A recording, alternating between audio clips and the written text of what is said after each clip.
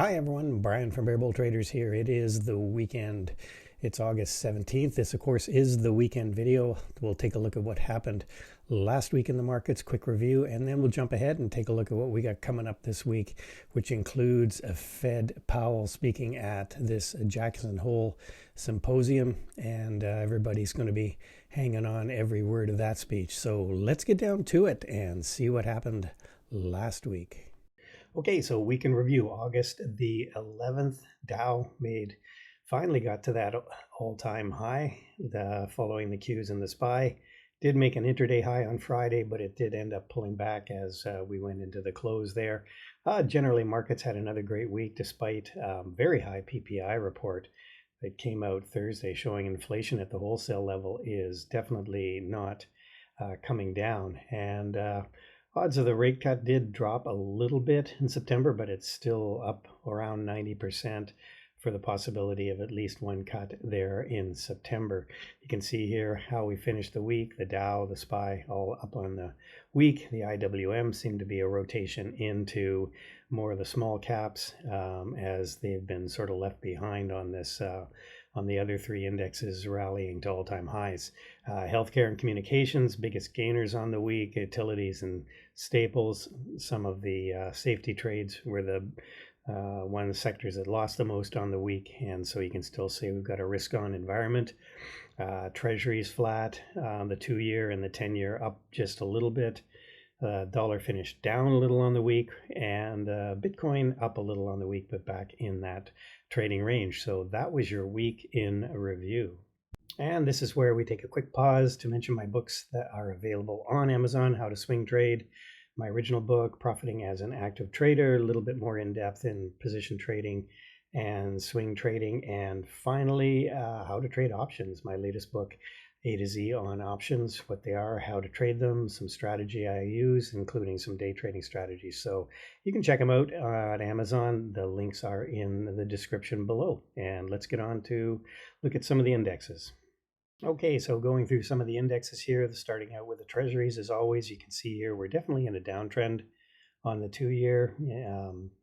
So you can see all these moving averages, we're below them all. And again, market pretty solidly behind rate cut coming up in September, despite the sort of hot CPI and PPI data we got. 10-year not so convinced here. We're still sort of forming a bit of a pennant and just hanging in this 4.3 area right now. So certainly short term, it looks like still rate cuts are on the table. You can see here, as I mentioned earlier, Dow making an all-time high, but then pulling back as the day went on. So finally, the Dow joining the party, and you can see there on the week we're still below this sort of level here at 45,000. Still trying to find a way to break through there, and we may just do that next week. And that a lot was helped by UNH, which got a big boost. We'll talk about that in a minute, but some buying by Berkshire Hathaway and some of the other funds, looking at that as it sold off so much it was a bit of a value play, so that had a big impact on the Dow. Qs pulling back a bit here after making an all-time high Wednesday. See on the week again, making an all-time high and then sort of pulling back, but still finishing high on the week. And the SPY, same sort of deal here. I keep repeating myself, but again, all-time high on the SPY this week, and we could just continue to grind higher. IWM, nice move on Tuesday, follow through on Wednesday after the CPI data came out.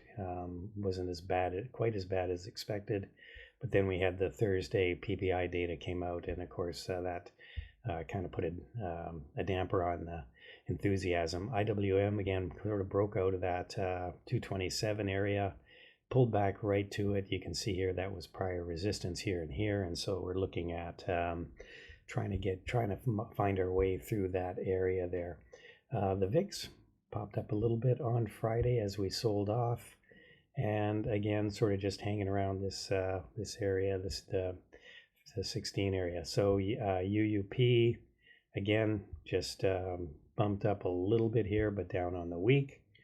And Bitcoin, again, had that nice surge after some of the news that came out, but now we've pulled right back into this trading range that we seem to find ourselves in, or has found ourselves in all the way through July and August here. So again, back in that sort of 118 to 115 trading range. And that was your week in review.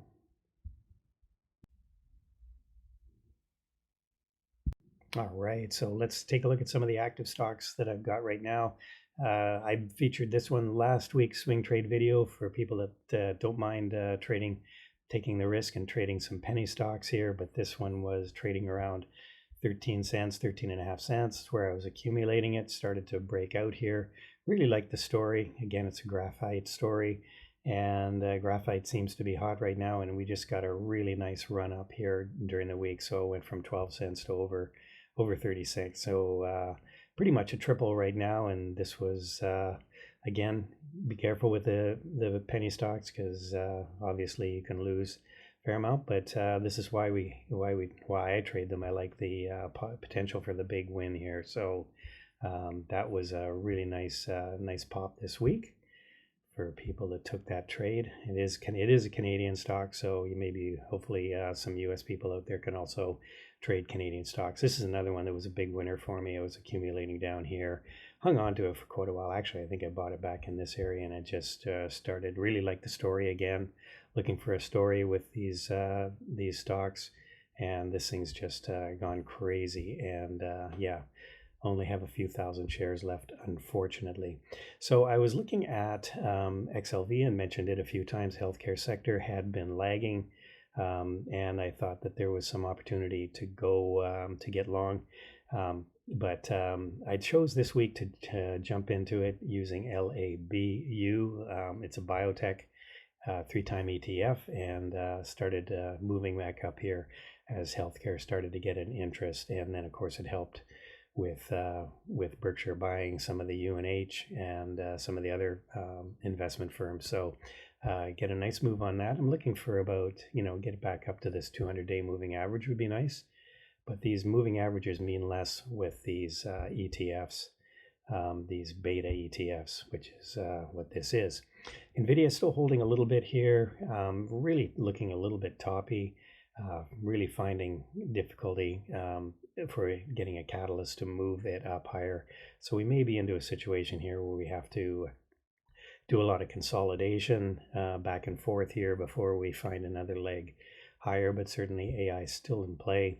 Palantir, I jumped back in after the earnings report, and I got out of it this week. Again, sort of double topping here, just looking at it, and their valuations are extremely stretched. So just thought it'd be a good place to take profits and move on and keep an eye on it for the time being. Silver, still have some positions in silver as well, and that's my sort of holdings right now.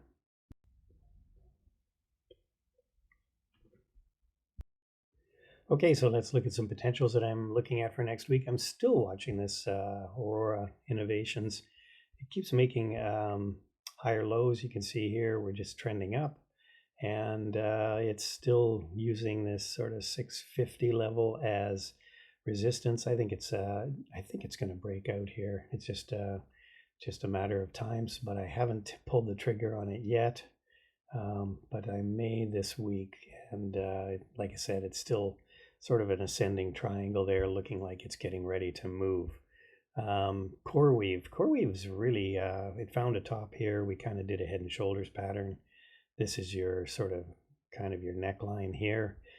You can see here we bounced right back up, and that was resistance, and now we've pulled back the last couple of days. This area here is pretty important support right around that 102 level.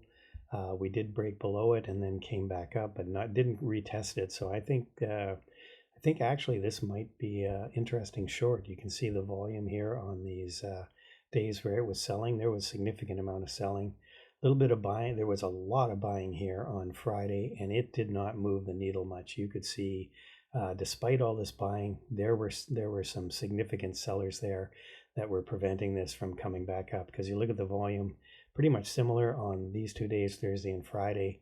A lot of selling, no buying. You can see the move we got, and then we got even more volume on Friday, and it barely budged it. So I think it has some more downside core weave. Meta, again, looks like 800 is kind of a toppy area right now. So it does present the opportunity maybe to sell some 800 calls, maybe buy some higher calls above it to protect yourself.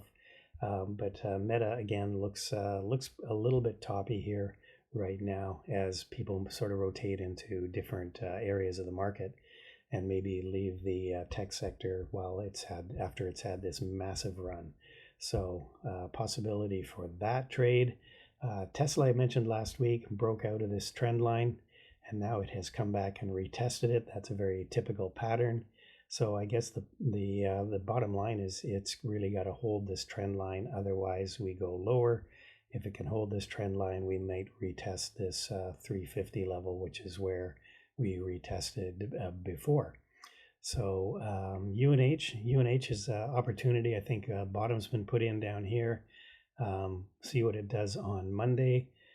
Maybe look for a little bit of a pullback, but I think that this, even if you look at the gap fill around 280, I think that's a safe place to sell puts if you wanted to to take in some premium. If it does break down, you might end up owning those shares, but maybe that's not a bad price entry at 280. Or you could sell some puts there and then buy some puts lower to protect yourself.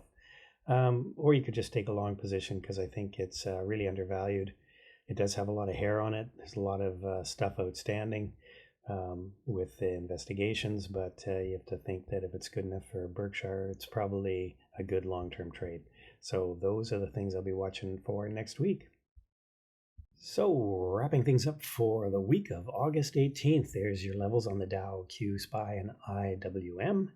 Economic events, I think one of the interesting ones will be the Fed meeting minutes on Wednesday, I should say, after the close. And then, of course, everyone's going to be focusing on this Jackson Hole speech by Powell, which will be at 10 o'clock on Friday morning. And, of course, we do have some other home builder stuff going on in terms of economic data. As far as earnings goes, it seems to be a retail-heavy week here. Home Depot, Lowe's, Walmart, Target. So that'll be interesting to see how the consumers holding up here. And we will be doing a live YouTube show after the close on Thursday to cover some of these earnings. So if you'd like to join us, that would be great on Thursday after the close. And let's move ahead here for the week of August 18th, sort of a high level view. Market's still near or at all-time highs. No reason to think we're going to roll over anytime soon. Dip buyers still out there supporting the markets. Still think there is some headline risk, but maybe a little bit less as things sort of settle down. Tech sector looks a little tired to me, so there seems to be a bit of a rotation into some of the small caps that we saw this week. So I'd be watching for a little bit more interest in some of the sectors that haven't really enjoyed the same level of interest. So keep an eye on the small caps, for example, and the mid caps. And that's it, everybody. We'll hopefully see you in the room on Monday morning at 8 for Engineering the Markets and 8:30 for our kickoff of the pre-market show. Take care and see you Monday.